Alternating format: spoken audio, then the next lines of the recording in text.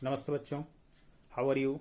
I hope that you all are doing very well at your home with your family members in this lockdown period. Students, as you all know that we have discussed in a previous class about family and its types. So students, today we will discuss more about the joint family and nuclear family. So let's start our next topic in this chapter, chapter 1, family relationship. So students, let's discuss about joint family. A joint family has parents and their married children living together. Students, जैसा कि मैंने पहले class में ही बताया था कि joint family को हम हिंदी में संयुक्त परिवार बोलते हैं, जिसमें कि कई तरह के न्यूक्लियर फैमिली इन्वॉल्व होते हैं। मतलब कि 2-3 न्यूक्लियर फैमिली मिल के एक जॉइंट फैमिली बनाती है।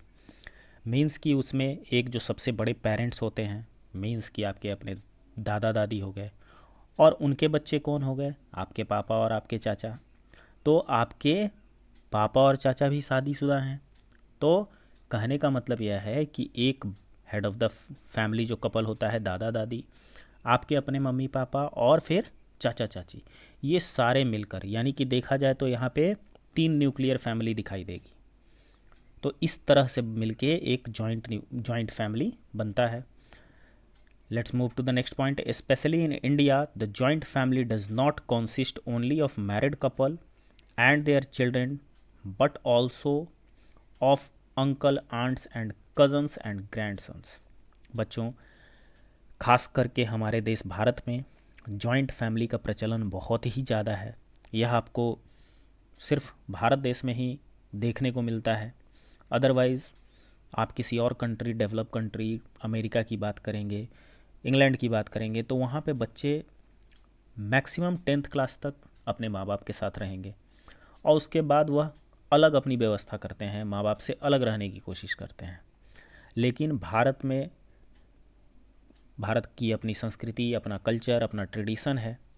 सदियों से हमारा देश जो है वह इस तरह के जॉइंट फैमिली सिस्टम को फॉलो करता आ रहा है। जैसे कि महाभारत में ही आप देखेंगे, कौरव और पांडव दोनों मिला के 105 भाई थे। सोचिए कि कितना बड़ा परिवार होगा। तो इस तरह का प्रचलन हमारे भारत देश में सदियों से चला आ रहा है और यह अभी भी देखने को मिलता है कि ना सिर्फ दादा दादी और उनके बच्चे, यानी कि आपके मम्मी पापा, आपके चाचा चाची, बल्कि उनके भी बच्चे, मीन्स कि आप हो गए, आपके अपने भाई बहन हो गए और आपके कज़न ब्रदर सिस्टर, ये सारे लोग मिलके मतलब कि एक परिवार का हिस्सा होते हैं, एक ही फैमिली में रहते हैं, एक ही घर को शेयर करते हैं, एक ही सरनेम शेयर करते हैं, एक ही किचन शेयर करते हैं। सब मिलजुल कर साथ में बैठ के खाना खाते हैं। सबकी अलग अलग रिस्पॉन्सिबिलिटीज़ होती हैं। सब अपने इस परिवार को चलाने में अपना कुछ ना कुछ कंट्रीब्यूशन देते हैं। हाउस होल्ड कोर्स यानी कि घरेलू कामों को मिल बांट कर करते हैं। Okay, let's move to the next point. The joint family defines as a family that extends beyond the nuclear family. Joint family को हम सीधा सीधी इसी प्रकार से डिफाइन कर सकते हैं कि यह न्यूक्लियर फैमिली से कहीं ज़्यादा बड़ा फैमिली होता है। मीन्स कि जॉइंट फैमिली में 2-3 न्यूक्लियर फैमिली इन्वॉल्व होते हैं, उसके अंदर साथ रहते हैं। Okay students, let's move forward. Advantages of joint family. Joint family है तो उसके बहुत सारे फ़ायदे भी हैं और कुछ नुकसान भी हैं।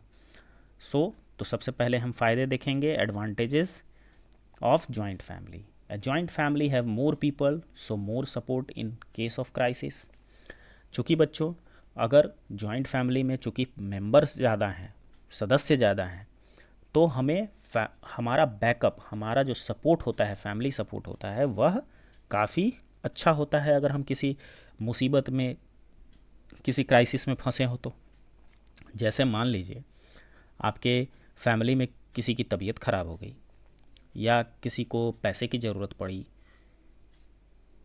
होता है ना, तो क्या हुआ, सारे मेंबर्स ने उसकी, बीमार आदमी की मिलजुल के सेवा की, वह तुरंत ठीक हो गया। अगर मान लीजिए किसी को पैसे की ज़रूरत है, सब ने थोड़ा थोड़ा कंट्रीब्यूट किया और उस आदमी की वह ज़रूरत पूरी हो गई। तो जॉइंट फैमिली सिस्टम में यह एक पॉजिटिव चीज़ है। The next point is joint family is more wealthy as more earner are in place. Joint family जो होता है वह काफ़ी धनी मनी परिवार माना जाता है, क्योंकि उसमें सदस्य ज़्यादा हैं तो कमाने वाले लोग भी ज़्यादा होते हैं। तो उस जॉइंट फैमिली में पैसे की कोई कमी नहीं होती। See more affection and love between family members. अगर लोग ज़्यादा हैं तो एक दूसरे के प्रति प्यार मोहब्बत ध्यान रखने की भावना जो है वह बहुत ही ज़्यादा स्ट्रांग होगी, इसलिए ज़्यादा मेंबर हैं तो ज़्यादा प्यार मिलेगा। ओके, अब हम लोग डिसएडवांटेजेस को देखेंगे कि जॉइंट फैमिली के नुकसान क्या हैं। So first point is as a large family every one have to live in a limited space. बच्चों, जैसे कि हम देख रहे हैं कि एक मेंबर्स तो ज़्यादा हैं फैमिली में, लेकिन उनके रहने की प्रॉपर व्यवस्था है क्या? मान लीजिए अगर एक छोटा सा ही घर है और उसमें इतने सारे लोग रह रहे हैं तो जगह की कमी होगी, लिमिटेड स्पेस होगा। एक रूम में जहाँ 2 आदमी को सोना चाहिए वहाँ पे 3 या 4 लोग सो रहे हैं, कुछ लोग बरामदे में सो रहे हैं। तो यह एक डिसएडवांटेज है कि जितने ज़्यादा मेंबर्स हैं उस अकॉर्डिंग जगह, उस अकॉर्डिंग उतना ही बड़ा घर होना चाहिए, तभी जाके कंफर्टेबली हम जॉइंट फैमिली में सरवाइव कर सकते हैं। अदरवाइज फैमिली परिवार का आकार अगर बढ़ रहा है और घर का आकार अगर छोटा है तो काफ़ी दिक्कतें आएंगी। तो ये पॉइंट यही कह रहा है कि जितना बड़ा साइज होगा परिवार का उतना ही बड़ा घर होना चाहिए, लेकिन उन लोग बहुतों को लिमिटेड स्पेस में रहना पड़ता है।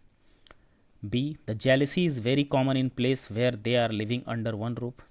और साथ ही साथ जलन और ईर्ष्या की भावना जो है वह बहुत जल्दी पनपती है जहाँ पर बहुत सारे लोग एक छत के नीचे रहते हैं।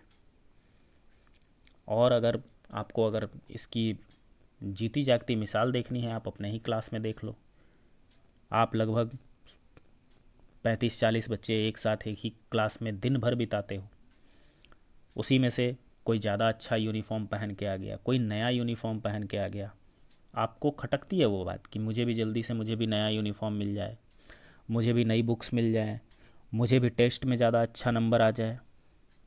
आप उसके लिए मेहनत करने के बजाय उससे जलना शुरू कर देते हो।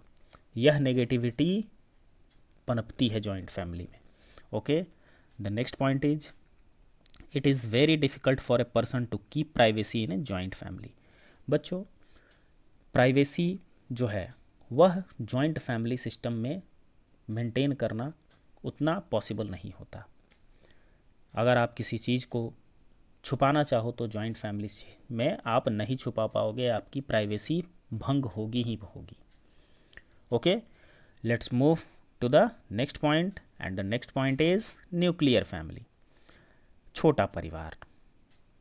So let's start with the definition. A nuclear family consists of a married couple and their dependent children. They live together in a same household.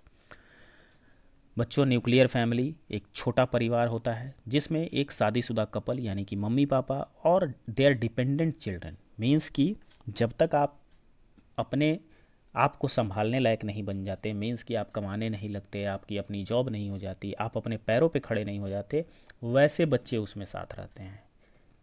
कहने का मतलब यह है कि मैं जब तक कमाता नहीं था तब तक मेरे सारे खर्चे मेरे माँ बाप उठा रहे थे, मुझे पढ़ाना लिखाना, मेरे कपड़े मेरे जूते, मुझे खाना खिलाना, सब कुछ माँ बाप बेयर करते थे। और आज जब मैं अपने पैर पे खड़ा हूँ तो माँ बाप मुझसे फ्री हैं। तो इस तरह का डेफिनेशन मॉडर्न टाइम में न्यूक्लियर फैमिली का दिया जा सकता है। और साथ में रहते हैं, एक ही घर में निवास करते हैं, एक ही किचन में खाना बनता है और सब कोई मिलजुल के साथ रहते हैं, लेकिन लिमिटेड मेंबर्स होते हैं, कम फैमिली मेंबर्स होते हैं।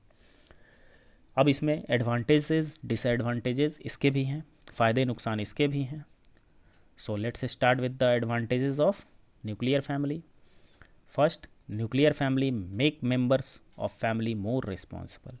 चूँकि बच्चों लोग जहाँ पे परिवार के सदस्य कम हो वहाँ पे जिम्मेदारियाँ बहुत ज़्यादा बढ़ जाती हैं,